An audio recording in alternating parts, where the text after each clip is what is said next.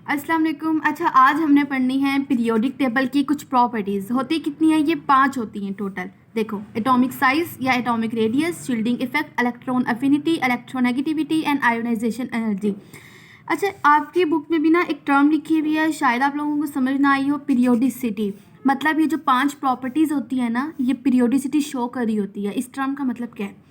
Periodicity का मतलब होता है कि रेगुलर वे में किसी चीज़ का चेंज होना। तो लिहाजा ये जो प्रॉपर्टीज़ होती है ना, ये पीरियड्स और ग्रुप्स में एक रेगुलर वे में चेंज हो रही होती है। और वो किस तरह चेंज होती हैं वो मैं आपको अभी बताती हूँ। अच्छा बच्चों, एक बात याद रखना कि बोर्ड पॉइंट ऑफ व्यू से ये बहुत इंपॉर्टेंट प्रॉपर्टीज़ है। एग्जाम में क्वेश्चन लाजमी आता होता है और ट्रेंड्स और उसकी रीज़न आप लोगों ने लाजमी करनी है। लिहाजा छोटी सी वीडियो है, 5 मिनट की, देखना इंशाल्लाह जल्दी से याद हो जाएगा।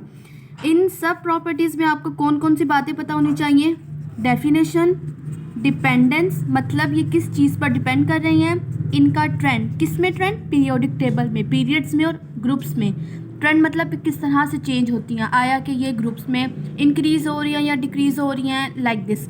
एंड इसकी रीज़न मतलब अगर ये ग्रुप में इंक्रीज़ हो रही है तो इसके रीज़न क्या है, ठीक है। अच्छा, हम ये सारी बातें पता होनी चाहिए। स्टार्ट हम करेंगे एटॉमिक साइज़ या एटॉमिक रेडियस से। ओके, अच्छा, एटम का जो साइज़ होता है वो बहुत ज़्यादा छोटा होता है, हमें नहीं पता होता कि उसकी एग्जैक्ट मेजरमेंट कितनी है। तो केमिस्ट ने, आप ये कह लो कि उसने एक हल निकाला एटॉमिक साइज़ को मालूम करने का। उसने कहा कि जो एटम होता है ना वो एक स्फेयर की तरह होता है, लाइक बॉल, जिस तरह फुटबॉल होती है आप लोग खेलते हो, तो एटम एक स्फेयर की तरह होता है। और अगर हम ये देखो डायग्राम मैंने बनाई थी, और अगर हम इन दो स्फेयर को एक साथ रखें ना, मतलब ये बेसिकली ये एक एटम है, ये एक एटम है। अगर हम इन दो स्फेयर को एक साथ रखें ना, मतलब ये एक दूसरे को टच करने लग जाएं, तो ये इसका सेंटर है, ये इसका सेंटर है।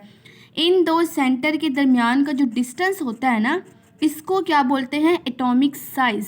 ओके, और अब ये पूरी की पूरी लाइन क्या है? Atomic size. अगर मैं इसका हाफ ले लूँ, लाइक यहाँ से लेके यहाँ तक, ये ब्लू कलर में जो है ये इसका हाफ है ना, इसको बोलते हैं एटॉमिक रेडियस। तो बुक में, आपकी बुक में एक एग्जांपल भी लिखी है, जस्ट उसको आपने रटा मार लेना है कि जो कार्बन एटम होता है ना, कार्बन एटम में ये पूरी की पूरी लाइन कितनी होती है, मतलब एटॉमिक साइज कितना होता है? 154 पिकोमीटर। और जो इसका हाफ होता है, यानी यहाँ से लेके यहाँ तक, ये होता है एटॉमिक रेडियस, और इसकी वैल्यू उन्होंने इसका हाफ दी हुई है 77 पिकोमीटर।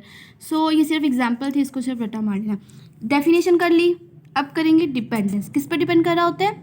ये डिपेंड करता है इफेक्टिव न्यूक्लियर चार्ज पे, याद रखना। अब मैं आपको इस टर्म का मतलब भी बताती हूँ।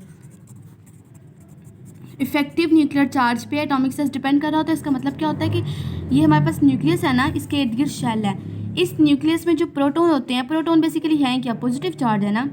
ये जो पॉजिटिव चार्ज होते हैं ना, ये जो बेचारे बाहर यहाँ पे इलेक्ट्रॉन तनहा तनहा पड़े हुए हैं ना, ये पॉजिटिव चार्ज इसको अपनी तरफ अट्रैक्ट करते हैं, मतलब खींचे रखते हैं। प्रीवियस वीडियो में मैंने आपको रूल बताया था ना कि ऑपोजिट चार्जेस एक दूसरे को अट्रैक्ट करते हैं।